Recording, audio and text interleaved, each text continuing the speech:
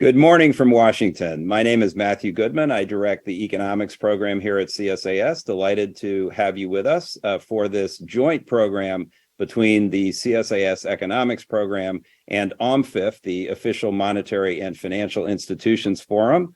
And we're going to get a debrief today on the G20 summit in Bali from the Sherpa's mouth, as it were.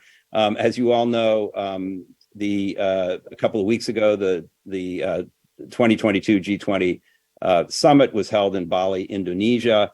Leaders from countries representing over 80% of the world economy got together, as they have done since 2008, to talk about global economic challenges and other challenges, from slowing growth and inflation to food and energy crises to longer-term challenges such as climate change, geopolitical tensions, and so forth. Frankly, the Indonesian hosts got more than they bargained for when they signed up as host. Following Russia's invasion of Ukraine in February, that really sort of overshadowed the events in the Indonesian year and kind of lowered expectations for this forum below where they already were, which was pretty low. But to their great credit, the Indonesians pulled together a creditable series of events ending with the summit, and got, in fact, the leaders of all the G20 countries represented to sign a joint declaration. And that includes some common ground and renewed commitments to addressing some of the global challenges I mentioned. Also, some useful bilateral meetings on the margins of the G20 summit, notably the one between U.S. President Biden and Chinese President Xi Jinping. So there was a lot that was interesting and constructive, I think, that happened in Bali, and validated the role of the G20, which doesn't get a lot of love these days, but I still think is an essential forum that we would, if it didn't exist, we'd need to create it, because it does help to set a global agenda for these difficult challenges. At its best, it addresses crises and real problems in the global commons, and it builds habits of cooperation among leaders who don't have many opportunities to meet. So I think the G20 is still an important forum. And so to help assess all of this, we're delighted to be welcomed by Mike Pyle, who is U.S. Deputy National Security Advisor and both the G7 and G20 Sherpa. Mike's been in this role since earlier this year, and I'm sure is questioning his judgment in taking on such a challenging assignment. I'm sure his family is. But let me hand over to the two moderators of the conversation today with Mike, my colleague Stephanie Siegel, Senior Fellow in the CSIS Economics Program, and Mark Sobel, who is U.S. Chairman of OMFIF and non-resident Senior Advisor to our program. So over to you, Mark. It's a delight to see Mike. Let's just dig in quickly. As Matt was already suggesting, there was much focus in Bali on the Xi-Biden bilateral meeting. The fact that Putin didn't attend and his foreign minister, Sergei Lavrov, left early in the context of Russia's invasion of Ukraine. And of course, there was a summit meeting itself, and to the surprise of many, there was a communique. So what is the Biden administration summary overview of the Xi-Biden bilateral meeting and the G20 meeting itself? What was achieved? Was the meeting a success in the president's eyes, and why? Thanks, Mark.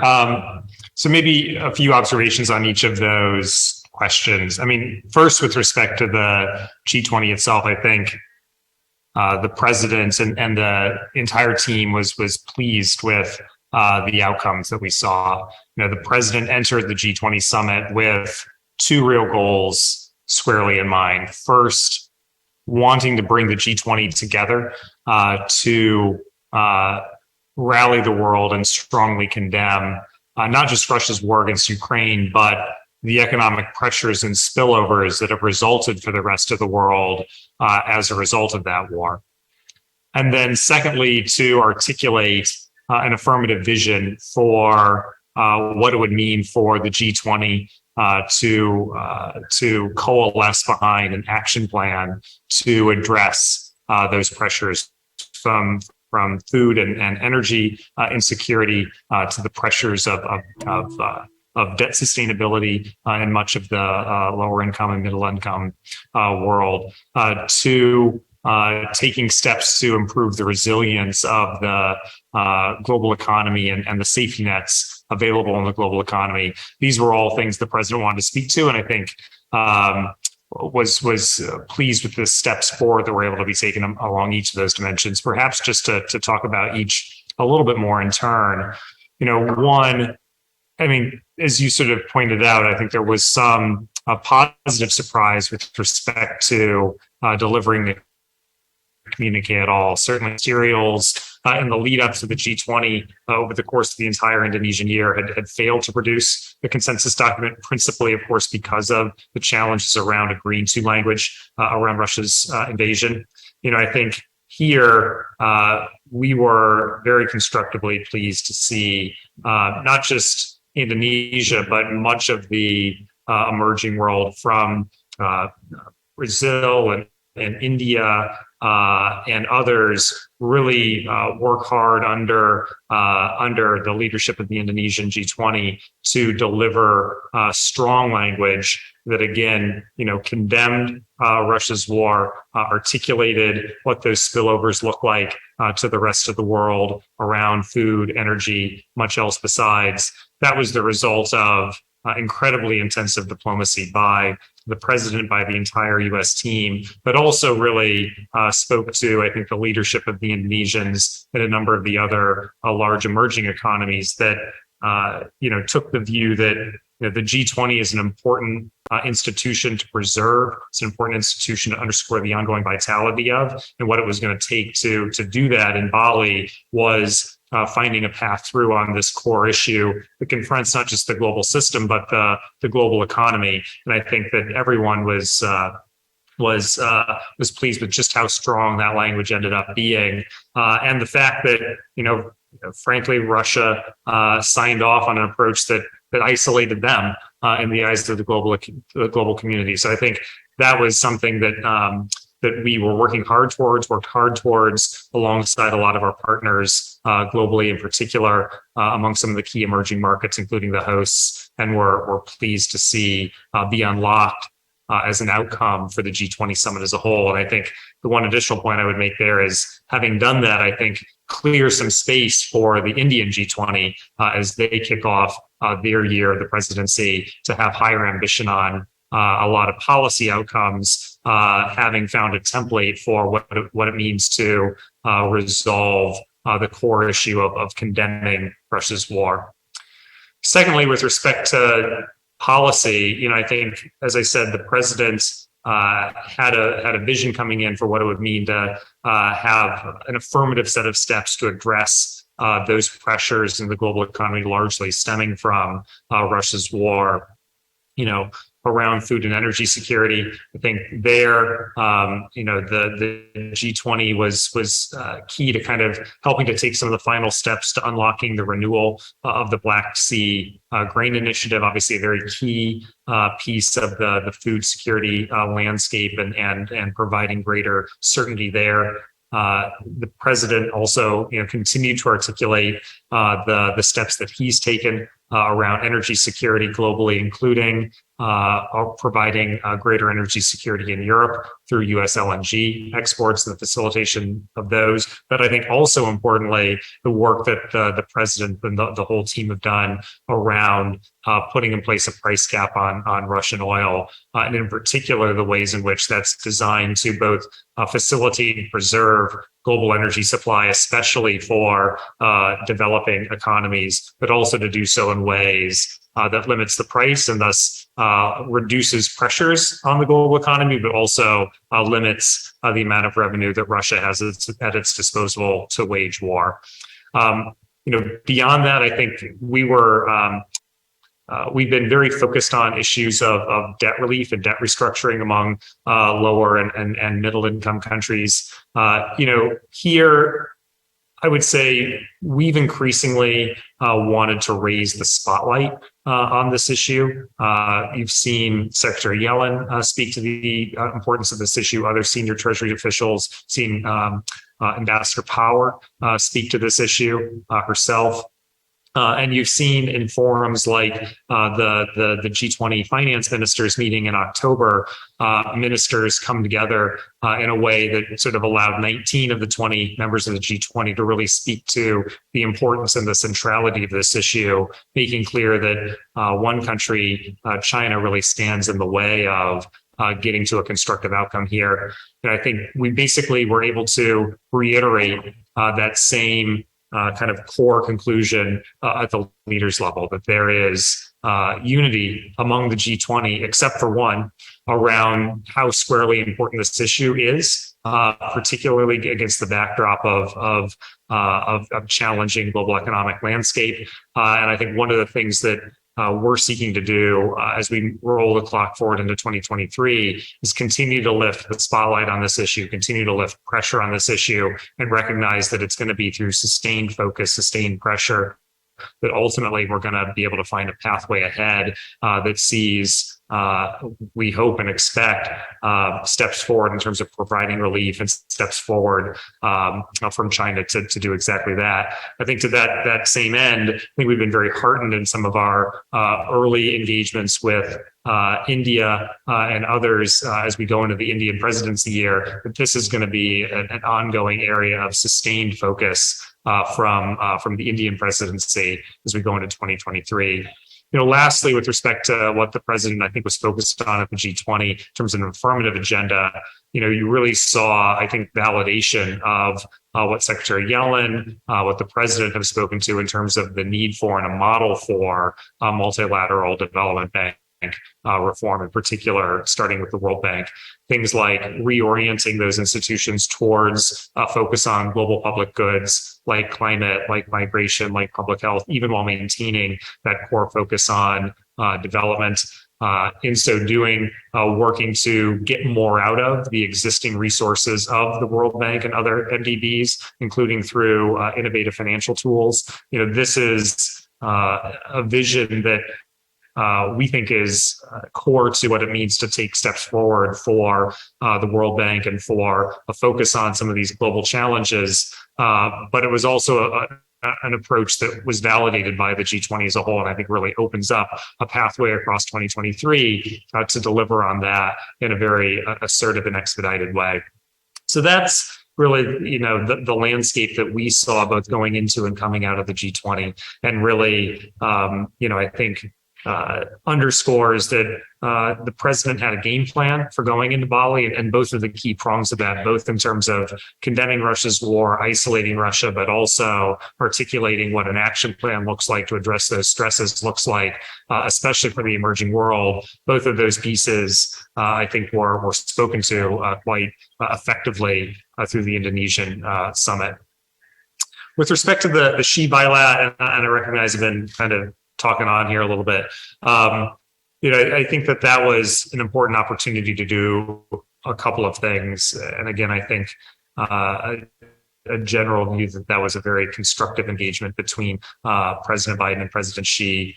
One, just the president continued to speak very forthrightly and very firmly about U.S. interests globally and vis-a-vis China.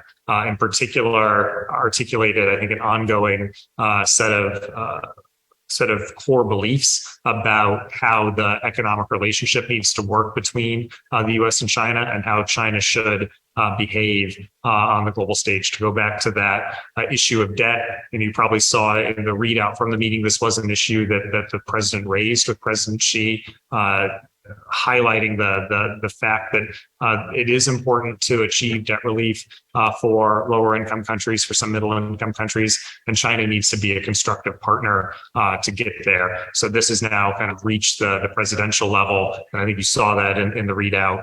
But beyond that, continuing to articulate the president's core concerns with China's economic model and the need to see progress on that. But beyond articulating, I think, on an ongoing way, a forceful set of views about our own values as it relates to our relationship with China, I think there were objectives around finding a path forward constructively that were also achieved. I think one of the goals for the bilateral meeting was to put a floor under the U.S.-China bilateral relationship. And I think across a couple of dimensions, we saw that play out. I think one, opening up a renewed effort on some shared challenges, in particular, reopening engagements on the climate issues that obviously confront all of us globally and for which the U.S. and China are key players, but also at the level of opening up further engagement, including person-to-person, in-person engagements. I think that too saw a path forward as we saw it announced that Secretary Blinken will be visiting China in the new year. So I think all in all, it was a constructive engagement between the two presidents, both a matter of continuing to forcefully articulate our own values, our own interests, vis-a-vis the PRC and its role in the world, but also opening up some constructive paths on shared challenges and what it looks like for there to be more robust engagement person to person as we roll the clock forward into 2023. Thanks, Mike, and thanks a lot for joining us. We know everything you have on your plate, so we appreciate you spending this time with us. There was a lot in what you just said. I know we're going to have kind of follow-up questions too, but I want to pick up on the climate theme, in part because the G20 leaders actually fell right in the middle of COP. President Biden actually made a stop in Sharm el-Sheikh en route to Bali. And it was striking, the language between the leaders' statement on climate and then what ultimately came out of COP. It seemed from the outside like there was a lot of cross-reference between the two. So I'm wondering if you could just address how the two convenings, COP and G20, how they were related, how the discussions that were taking place in Sharm el-Sheikh linked to the discussions in Bali. And if you could say a little about the big takeaway from Bali, which was the loss and damage fund. That wasn't a G20 deliverable so much, but I imagine that the G20 countries and the US in particular had views of that. So anything you can say on those broad themes would be interesting. Sure, and that's a fantastic question. I think with respect to the G20, we saw, I think, three key outcomes on climate, all of which were, reinforcing and overlapping with what we saw play out in Sharm el-Sheikh. And first, just showed that even given everything else happening around the globe, Russia's war, an ongoing set of challenges and headwinds with respect to the global economy writ large, that climate and the clean energy transition remain a core priority for the leaders of the world's biggest economies.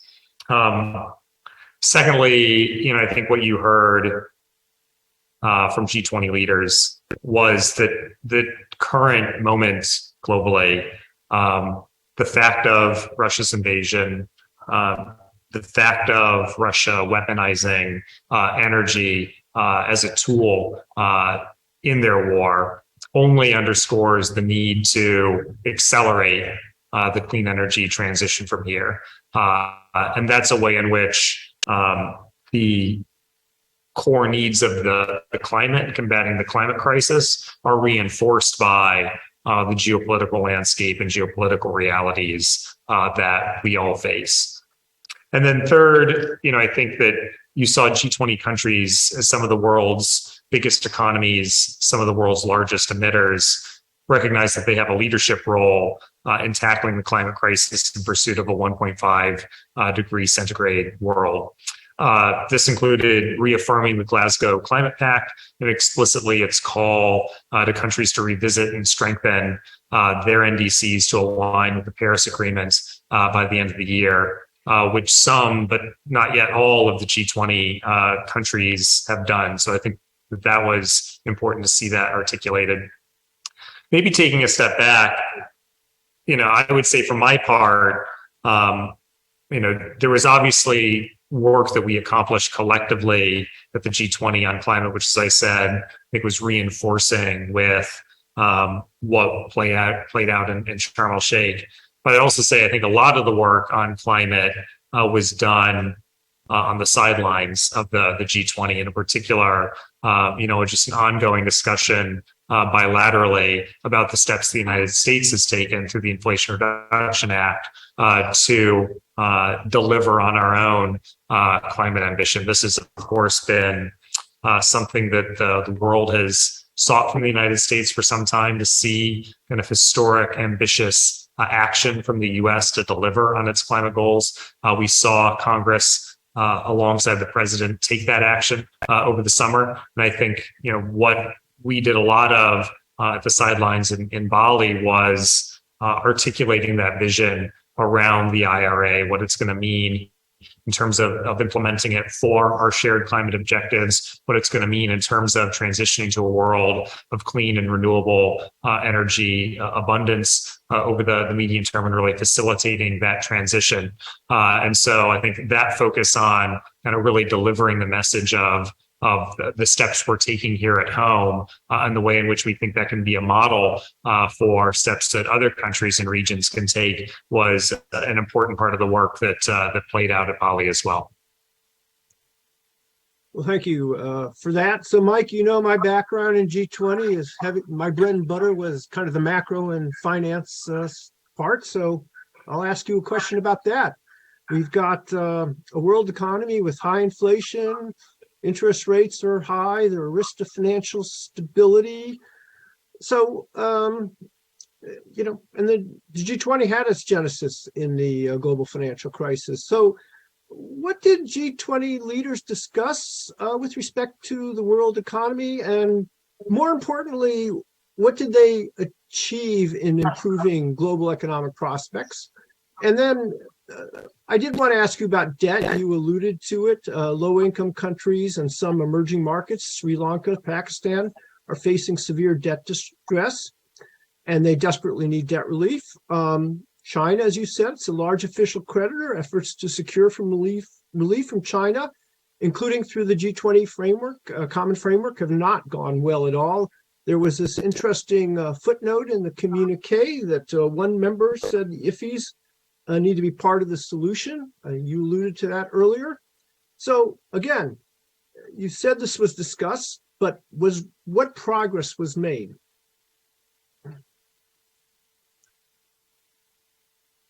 So thanks, Mark. Like I said, I think there was a very acute awareness of the macroeconomic environment that the G20 leaders meeting was being held in the midst of. I think if you look at the Sherpa to the G20's leaders' declaration, you really saw two things spoken to. One was Russia's war in Ukraine and the together of the G to condemn that war. But secondly, you saw a discussion of the pressures in the global economy.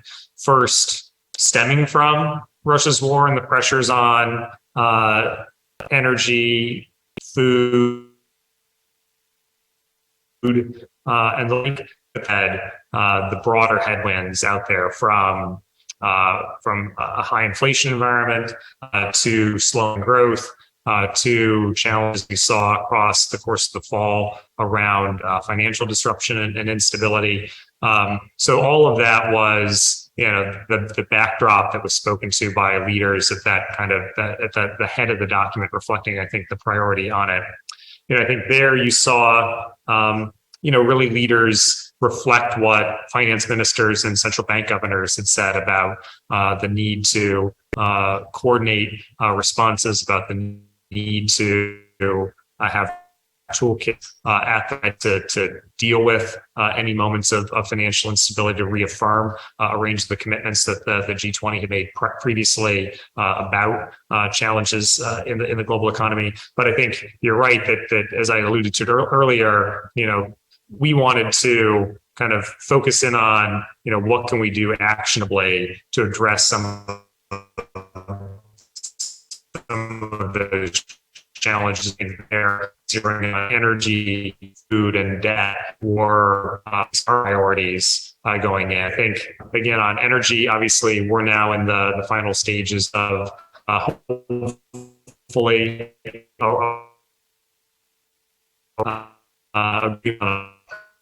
Russian oil. That's a supply and global market, special with particular benefits for emerging economies.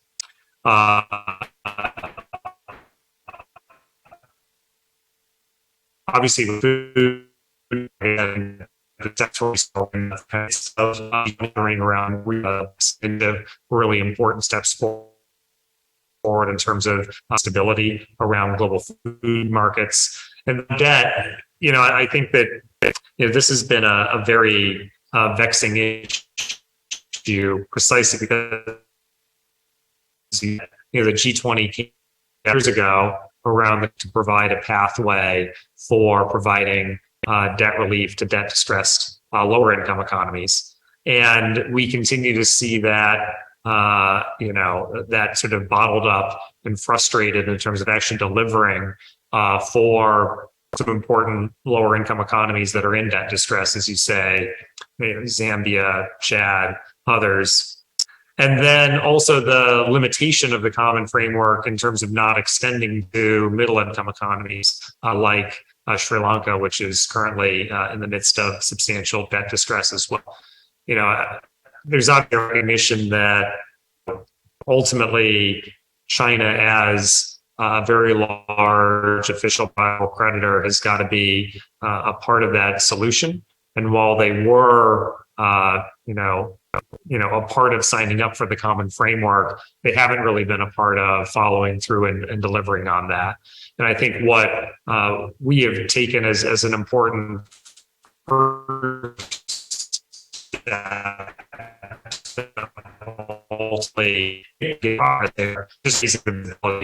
this year.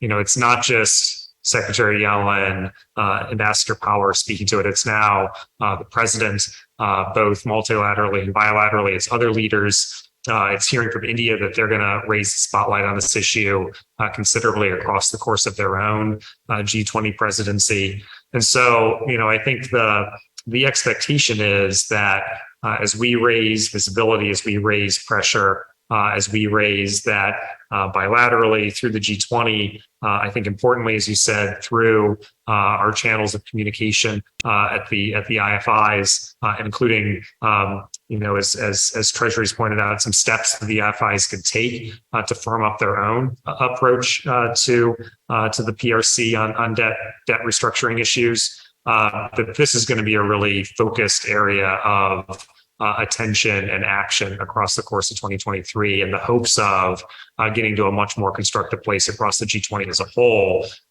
in time for India's G20 presidency to conclude next year. Thanks, Mike. I'll kind of pick up on the IFIs theme, and specifically on MDB reform. So I noted in the leaders' declaration, there was language about asking the MDBs to bring forward actions to mobilize and provide additional financing within their mandates. I'm reading that as a reference to the capital adequacy framework, which would basically have the MDBs use their balance sheets maybe more aggressively or take on some additional risk in order to mobilize some more finance. I guess one question would be, is that inference correct? Is that what that reference is to? And how does that sit alongside other proposals for additional capital to the MDBs, including capital increases to the MDBs? How did that conversation play out in the G20? Yeah, thank you, Stephanie. So I think reform of the multilateral development banks and of the World Bank in particular is also going to be a key focus of 2023. As I said earlier, you've heard Secretary Yellen and others really articulate that vision. I think you're right to point to the capital adequacy framework as a highly aligned statement as well. I think to our way of thinking, there are several things that have to be a part of that reform effort.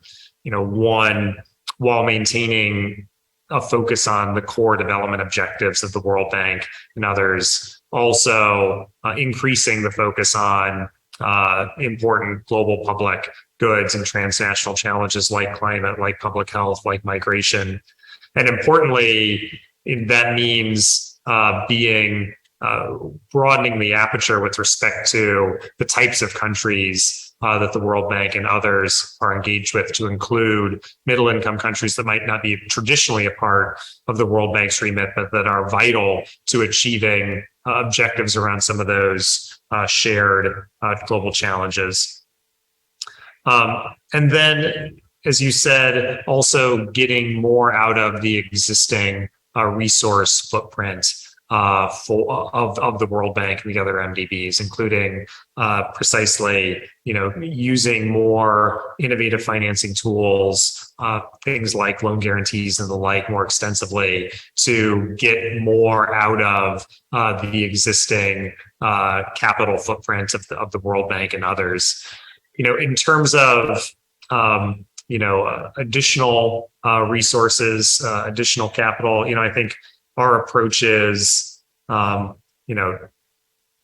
important reform to be done now that I just described, including getting more out of the existing balance sheet, including delivering on some of these global shared challenges while maintaining a focus on development.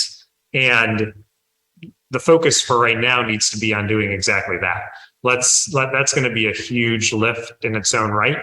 That's going to be important, vital work in its own right. And let's really demonstrate across the course of 2023 that that's something that we can really take on together and deliver on together. And then that opens up a conversation for what future steps might look like from there. Mike, could I just ask a quick follow-up on that point? And you mentioned kind of the importance of some of the non-traditional borrowers, or broadening to include some of the key middle-income countries.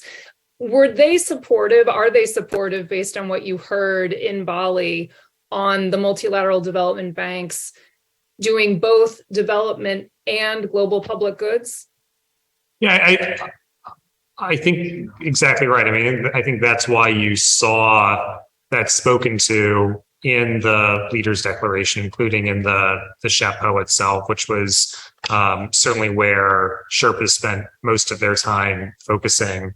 And I think part of the reason why we've seen, such energy from the Indians and a handful of the other large emerging economies is precisely this recognition that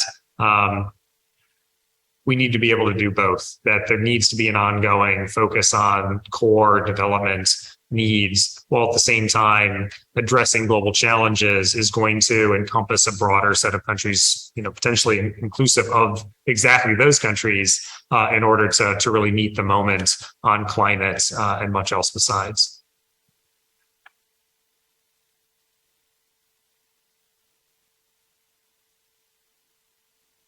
Sorry, I think I've lost my order of the questions, but I did have one other question, if I can maybe be brief with it. So one of the other kind of key emerging markets, also the host country for the G20, is Indonesia.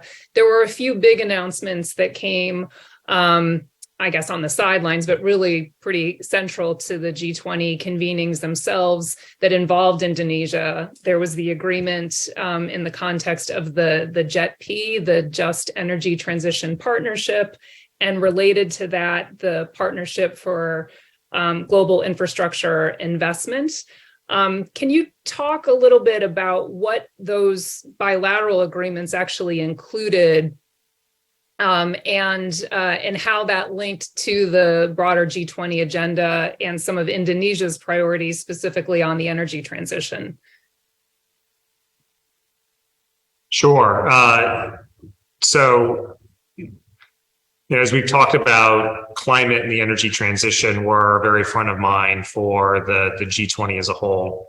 But I think President Biden has in particular emphasized the role that investments most particularly infrastructure investments, can play in terms of closing investment and infrastructure gaps in the emerging world, and in particular ways in which closing those gaps can advance our objectives around the clean energy transition, around combating climate change. You see that embodied in the president's PGII initiative, the Partnership for Global Infrastructure and Investments, around which there was a significant side event encompassing a range of both G7 and non-G7 economies there in Bali. But you also saw that in terms of, as you say, some of the direct bilateral engagement with Indonesia and President Widodo. There, in a way that I think really touches on both PGII as well as the bilateral relationship. Obviously a very big announcement around the JET-P.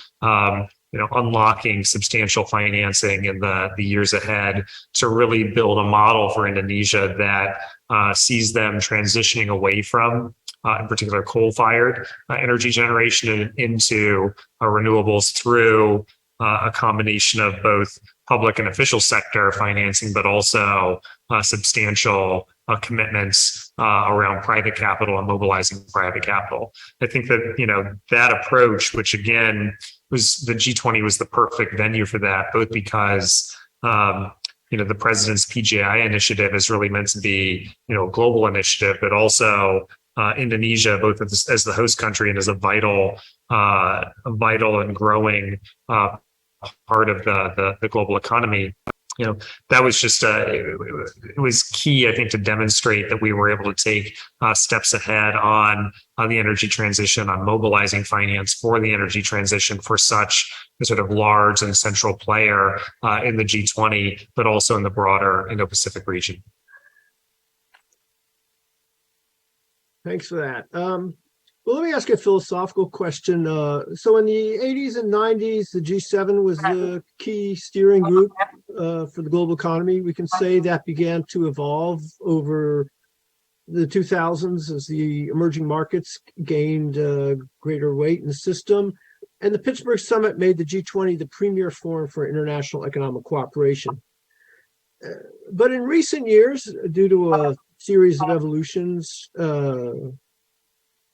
it seems that the U.S. has been emphasizing the G7 more heavily, given the group's cohesion, shared democratic values, and the need for progress on such issues as cryptocurrency, cyber, sanctions, as well as issues concerning China and Russia. Yet, as we've discussed, the G20 is needed to tackle global commons, such as climate. But that seems difficult absent U.S.-China cooperation. So how do you assess the G7 versus the G20 these days, and what can be done to make the G20 more effective and better fulfilling its promise? So I think the G7, G20 kind of question is a little bit of a both and, not an either or. Jake Sullivan has spoken to the idea that, in the current moment, the G7 really is a kind of steering committee for the free world. And I think that, we've seen that in action in terms of the response to Russia's invasion of Ukraine. You've seen that in response to the energy pressures that have resulted from that, including through things like the Russian oil price cap that was announced at the G7 summit this summer.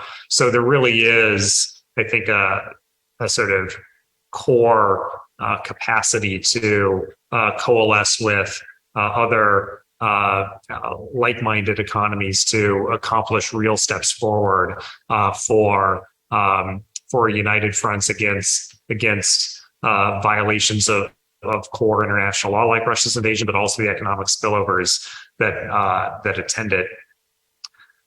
That is, though, to take nothing away from the centrality of the G20 and the importance of the G20 as a distinct organizing mechanism in the global economy. And I think that Bali brought home that there really is no substitute for having each of those economies around a table.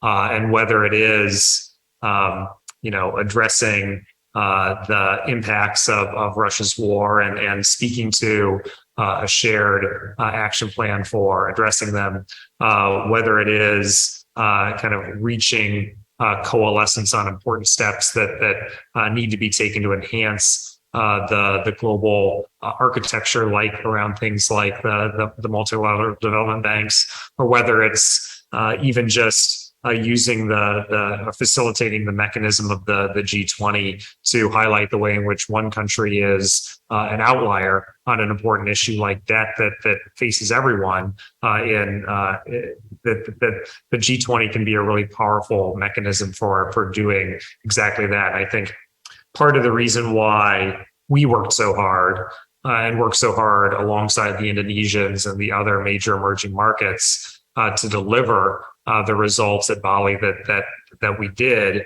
is precisely that we wanted to underscore for our part, the president wanted to underscore for our part that the G20 needs to remain at the center of the global economic conversation. And even in this most challenging of years, was capable of doing so, of delivering an outcome.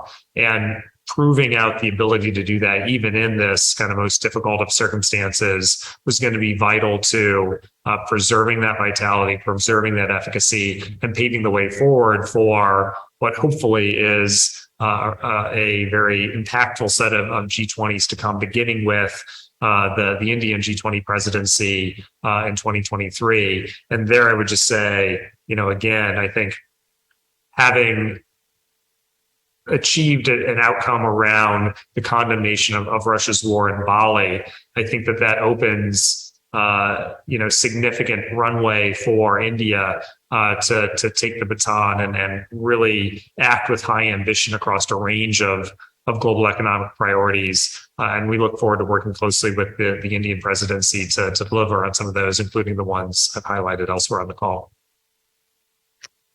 Thanks, Mike. I think that's a great note to end this conversation on. I think you helped us understand kind of how consequential the meeting in Bali actually was, and you certainly previewed what could be a very consequential G20 year under India's presidency.